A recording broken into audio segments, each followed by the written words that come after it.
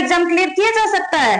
हाँ, बिल्कुल किया जा सकता है, मैंने किया है। और आज मैं आपको बताऊंगा एग्जैक्टली कि मैंने क्या पढ़ा, कैसे पढ़ा और आप किस तरह से पढ़ सकते हो। शुरू करने से पहले, हेलो फ्रेंड्स, मेरा नाम है पूनम और आप देख रहे हैं अपना YouTube channel Khatu low classes with Poonam.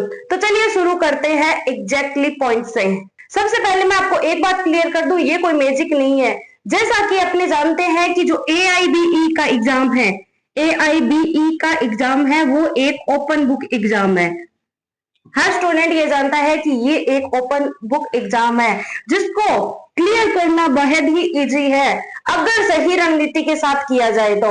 वहीं पर अगर अपनी सही रणनीति, सही अप्रोच नहीं है तो ये एग्जाम भी अपने को पास करना बेहद मुश्किल हो जाता है। इसलिए सही अप्रोच रखना बहुत जरूरी है। तो चलिए जानते हैं इसकी सही रणनीति या सही अप्रोच क्या हो सकती है। जैसे अगर मैं अपनी बात करूं तो मैंने जैसे पहले और दूसरे दिन यानी 2 दिन तक मैंने ये समझा कि भाई AIB का सिलेबस क्या है और किस तरह से इसमें क्वेश्चन पूछे जाते हैं। और मोस्ट इंपोर्टेंट मैंने ये फाउंड आउट किया कि इसमें जो सवाल पूछे जाते हैं ज्यादा कौन से डायरेक्ट को ये तवज्जो देते हैं, ज्यादा कौन से डायरेक्ट से ये सवाल पूछते हैं, मैंने ये देखा।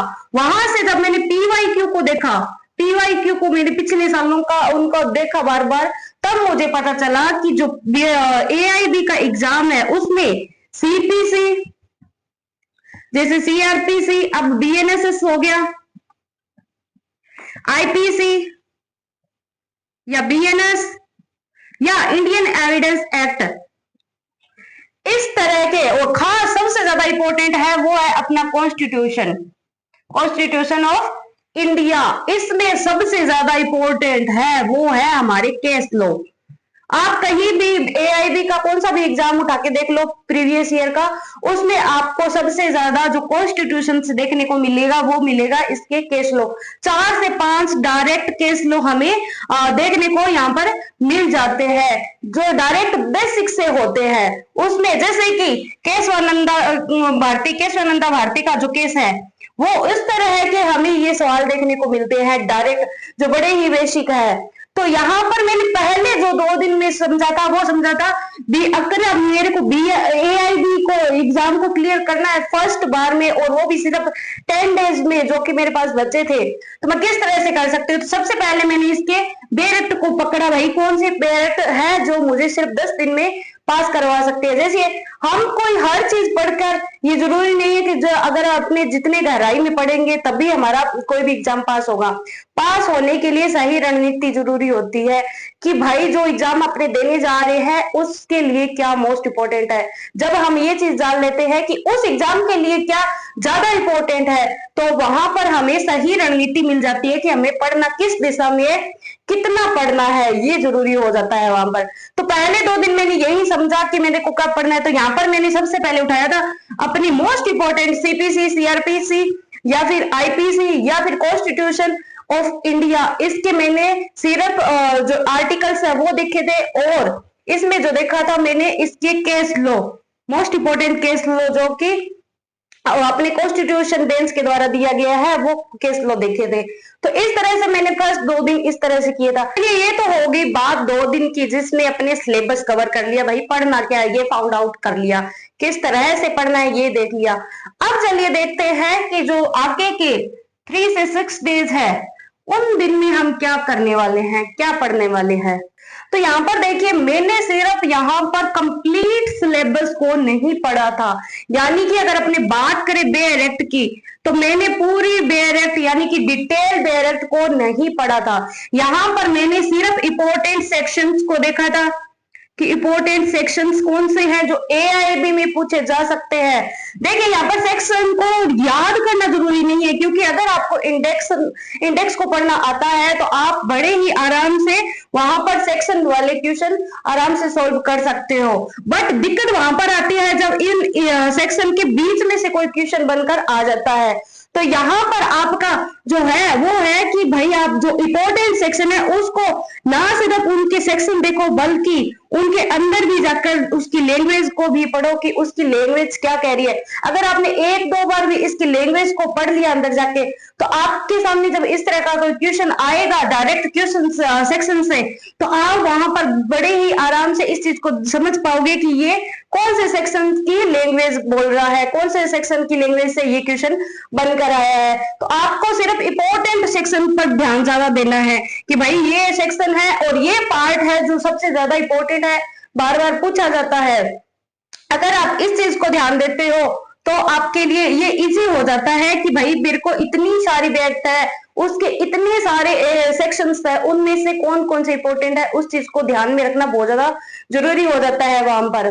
देखिए अपना सिलेबस जो है, जो अपनी बैरेक्स है, वो इतनी बड़ी है जैसे एक गहरे समुद्र की जैसे है। अगर आप उसको पढ़ने गहराई से लग जाओ तो आपको कब 2 से 3 साल लग जाएंगे आपको भी पता नहीं चलेगा।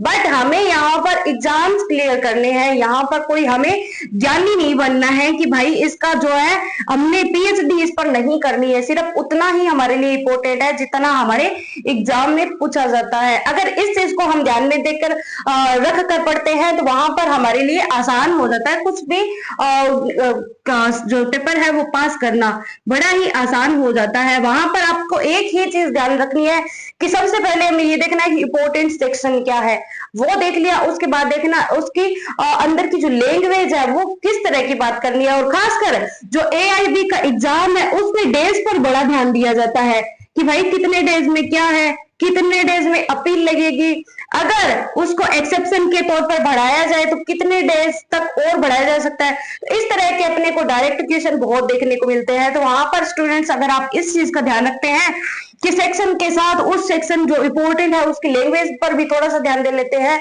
तो वहां पर ये आपके लिए इजी हो जाता है। अब बात करते हैं कि जो जुडिशरी के स्टूडेंट्स हैं जिन्होंने जुडिशरी की तैयारी कर रखी है, तो यहाँ पर मैं आपको एक बात क्लियर कर दूं कि जो मैं हूं तो मैंने पहले से ही थोड़ी बहुत जुडिशरी की तैयारी कर रखी थी, तो इसलिए मेरे लिए ये काफी इजी हो गया था।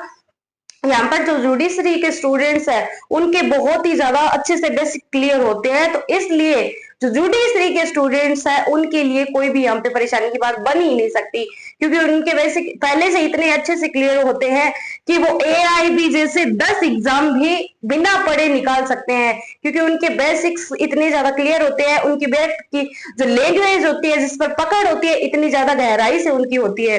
तो यहाँ पर जुडिशरी के लिए ये डरने की, जुडिशरी एस्पिरेंट के लिए डरने की बिल्कुल भी बात नहीं है कि उनका एआईबी की एग्जाम किस तरह से होगा। उनका एग्जाम बड़े ही आसानी से, अगर वो सेम डे भी अगर घंटा ही पढ़ के चल जाएंगे, ऊपर से देख के चल जाएंगे, तो एग्जाम को इसको क्लियर कर लेंगे। बात यहाँ पर आती है जिन्होंने एलएलबी अभी पास आउट किया है, जिन्होंने कभी भी अर्थ को डिटेल में नहीं पढ़ा है। बात उन स्टूडेंट्स की यहाँ पर हम कर रहे हैं कि उन्हें किस तरह से पढ़ना है ताकि वो कम समय में अपना रिजल्ट जो है वो पास के। तो अगर ये अप्रोच रख के चलते हैं, 3 से 6 दिन के बीच में जो है आपको इंपॉर्टेंट सेक्शन को फाउंड आउट करना है और उसमें इंपॉर्टेंट लैंग्वेज पर ध्यान करके उसको हाईलाइट करते हुए अगर आप चलोगे तो जब जैसे ही आपके सामने वो क्वेश्चन आएगा तो आपको हाईलाइट और तुरंत दिख जाएगा और आप बड़े ही आसानी से उसको टिक कर पाओगे यहाँ पर। तो अब चलिए देखते हैं कि जो 7 और 8 डेज की बात है, 7वें और 8वें दिन हमें किस तरह से करना है। तो भाई इन 2 दिन में हमें जो करना है वो करनी है हमें प्रैक्टिस। हम किस तरह से प्रैक्टिस करते हैं इसका बहुत ज्यादा ध्यान यहाँ पर रखना होता है, क्योंकि ज्यादातर स्टूडेंट्स करते क्या है, वहां पर एमसीक्यू लगा के डायरेक्ट वो आ जाते हैं। वहां पर वो नहीं देखते हैं कि जो ये एमसीक्यू है वो कौन से सेक्शन से पूछा जा रहा है और उसकी जो लैंग्वेज है वो किस तरह की लैंग्वेज है। अगर बच्चे यहाँ पर इस चीज को ध्यान रख ले कि जो एमसीक्यू हमें कराए जा रहे हैं वो कहाँ से कराए जा रहे हैं, कौन से सेक्शन पर ज्यादा ध्यान दिया जा रहा है, जो टीचर्स ऑनलाइन पढ़ा रहे हैं, और उनकी लैंग्वेज किस तरह की है, क्या वो डेज पर ज्यादा ध्यान दे रहे हैं, क्या वो डायरेक्ट लैंग्वेज पर ध्यान दे रहे हैं, या फिर वो घुमाकर करा रहे हैं, तो उस चीज को समझना बहुत जरूरी है। अगर आप इस तरह को समझ पाते हो कि भाई प्रैक्टिस मुझे करनी किस तरह से है एमसीक्यू की, तो वहां पर आपके लिए ये इजी और भी ज्यादा हो जाता है। तो यहाँ पर एमसीक्यू भी लगानी है आपको और पीवाईक्यू, जो कि हर किसी एग्जाम के लिए बहुत ही खास और इम्पोर्टेंट होता है, क्योंकि जब तक आप पीवाईक्यू नहीं लगाओगे आपको यही नहीं पता चलेगा कि आपको पढ़ना क्या है, कितना पढ़ना है। पढ़ते सभी हैं, सभी पढ़ते हैं, कोई कम नहीं पढ़ता है, जिसको एग्जाम देना है सभी पढ़ते हैं, बट वहां पर जरूरी होता है कि भाई आपको पढ़ना कितना है, पढ़ना है तो पढ़ना कितना है ये ज्यादा जरूरी हो जाता है। क्योंकि आप सब कुछ लेके बैठोगे तो आप यकीन मानो आप कहीं नहीं पहुंच पाओगे। वहां पर आपके ये चीज क्लियर होनी चाहिए कि मुझे कितना पढ़ना है, दायरा कितना है मेरे पढ़ने का, दायरा हमेशा क्लियर होना चाहिए कि मुझे इतने एरिया के अंदर ही रहना है, इसके बाहर मुझे नहीं जाना है। अगर ये चीज क्लियर हो जाती है ना, तो कोई भी एग्जाम हम आराम से क्लियर कर सकते हैं। अब बात करते हैं लास्ट के 2 दिन, यानी कि 9वें और 10वें दिन की बात। लास्ट के 2 दिन की बात करते हैं, जो सबसे ज्यादा इंपॉर्टेंट होता है। देखिए, यहाँ पर आपको इस चीज का ध्यान रखना है कि आपको कुछ भी नया यहाँ पर नहीं पढ़ना है। अगर आपने यहाँ पर कुछ नया पढ़ लिया, तो आप यकीन मानिए जो आप पिछले दिनों में जो पढ़कर आए हो, उसकी जो भूलने की संभावना है वो बहुत ज्यादा हो जाती है। क्योंकि जैसे ही आप नए पढ़ोगे, आप पुराने वालों में उसको कंफ्यूजन क्रिएट कर दोगे। आपको जो लास्ट के 2 दिन है, उसमें ये ध्यान रखना है कि मुझे कुछ भी हो जाए, नया कुछ नहीं पढ़ना है। जो मैं पढ़ के आया हूँ, मैं उसी को रिवाइज करूंगा, बार बार उसी को रिवाइज करूंगा, और उसके PYQ बनाकर देखूंगा कि मैं अपने तरीके से अगर PYQ बनाऊं तो किस तरह से इसमें से PYQ बन सकते हैं। जैसे कि अगर आपने पिछली क्लास मेरी नहीं देखी है, तो वहां पर मैंने बता रखा है कि अपने को किस तरह से क्वेश्चन बनकर आते हैं। ये बताया है मैंने कि जो मेन एग्जाम है या कोई भी एग्जाम है, उसमें क्वेश्चन बनते किस तरह से। अगर पिछली क्लास आप देख लेते हो, तो आपको जरूर यहाँ पर हेल्प जरूर मिलेगी कि भाई मेरे को फाउंड आउट कैसे करना है कि एग्जामिनर क्वेश्चन किस तरह से बनाएगा। अगर आप इन 2 दिन में 9वें और 10वें दिन में अगर नया नहीं पढ़ते हो और जो पढ़ा है उसको रिवाइज करते हो, यहाँ पर PYQ की प्रैक्टिस करते हो और MCQ ज्यादा से ज्यादा लगाते हो, तो आपकी जो संभावना है यहाँ पर 99% हो जाती है कि आप इस एग्जाम को बड़े ही आराम से क्लियर कर लोगे।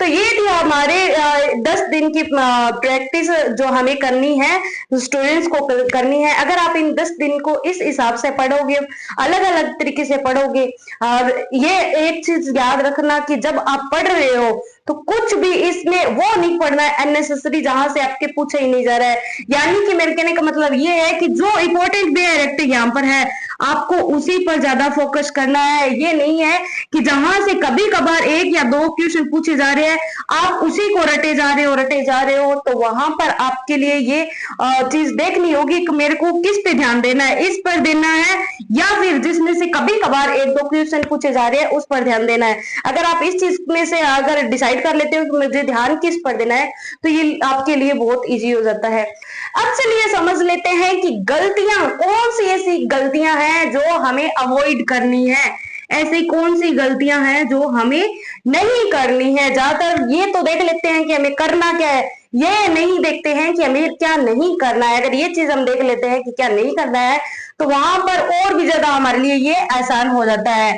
सबसे पहले हमें जो गलती यहाँ पर नहीं करनी है वो है, हमें कंप्लीट बेरेक्ट को नहीं पढ़ना है।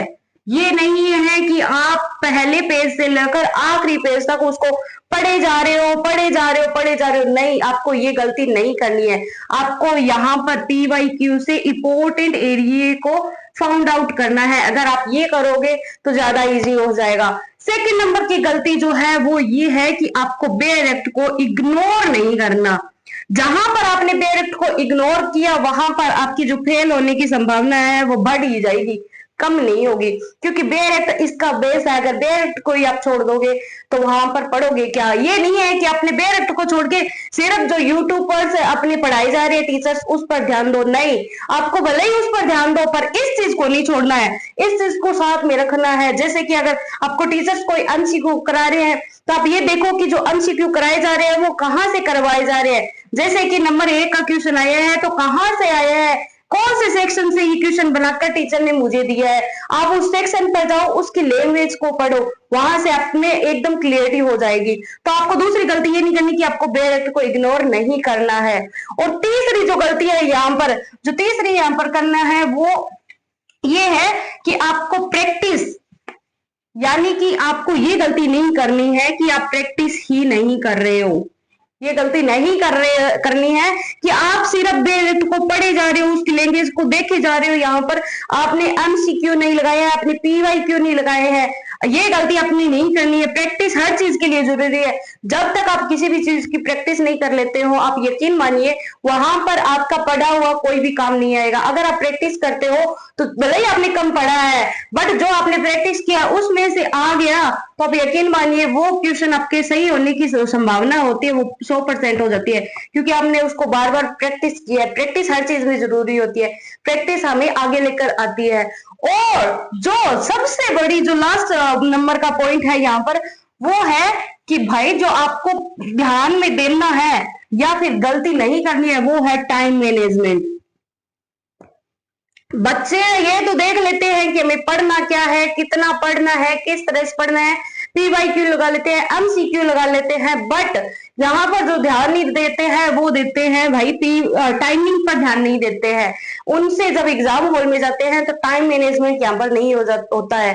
तो इसका एक सबसे इजी वे है जो मैंने भी किया था, वो ये था कि जैसे अपनी ऑनलाइन क्लास लगा रहे हैं PYQ की, तो वहां पर आप ये देखो जो PYQ कर रहे हो तो साथ में डायरेक्ट लेके बैठो। जैसे ही PYQ आया उसका देखा टिक ये आंसर है, और डायरेक्ट वहां पर ये जाओ, डायरेक्ट पर ओपन करो, उसमें देखो कहां से आया है, ये क्वेश्चन कहां पूछा जाता है। इससे आपका होगा क्या, अगर वहां पर आपकी इस तरह से 2 से 4 दिन के बीच में ये तरीका लग जाता है आपके हाथ की, मेरे को डायरेक्ट क्वेश्चन पढ़ा, डायरेक्ट में गया और किस तरह से मुझे उसका आंसर निकालना है।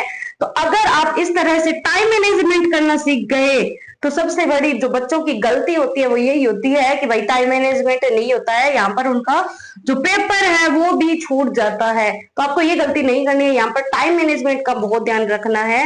यहाँ पर जो AIB का एग्जाम है वहां पर हमें ओपन बुक्स तो एग्जाम है, ये अपने बेरिक तो ओपन कर लेते हैं, बट हमारी गलती यहाँ पर ये होती है कि जब हम कोई एक क्वेश्चन को पढ़ने देखने लगते हैं तो वहां पर ऐसा है, अगर अपने को उसका आंसर नहीं मिला तो हम उसी को ढूंढे जा रहे हैं, बैक में ढूंढे जा रहे हैं। उस एक क्वेश्चन के पीछे हमें पीछे के 99 क्वेश्चन को अवॉइड नहीं करना है। ये नहीं देखना है कि 99 क्वेश्चन मैं बाद में कर लूंगा, पहले इसको तो सही कर लू। नहीं, अगर आपको इसमें 1 से 2 मिनट में आंसर नहीं मिल रहा है डायरेक्ट में, तो आपको इस क्वेश्चन को ही छोड़ देना है।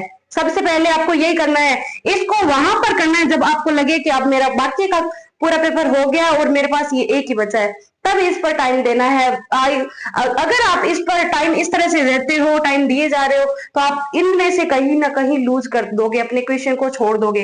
तो आपको ये गलती नहीं करनी है कि आप सिर्फ एक क्वेश्चन के पीछे पड़े रहो, उसका आंसर निकालने में पड़े रहो और बाकी के सारे पीछे रह जाए क्वेश्चन। इस तरह का आपको गलती नहीं करनी है। यहाँ पर ये ध्यान दे के चलना है कि एक क्वेश्चन को मुझे कितना टाइम देना है, 1 मिनट देनी है, 2 मिनट देनी है।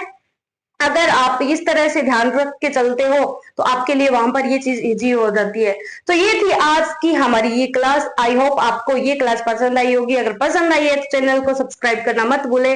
तब तक के लिए धन्यवाद, मिलते हैं नेक्स्ट क्लास में।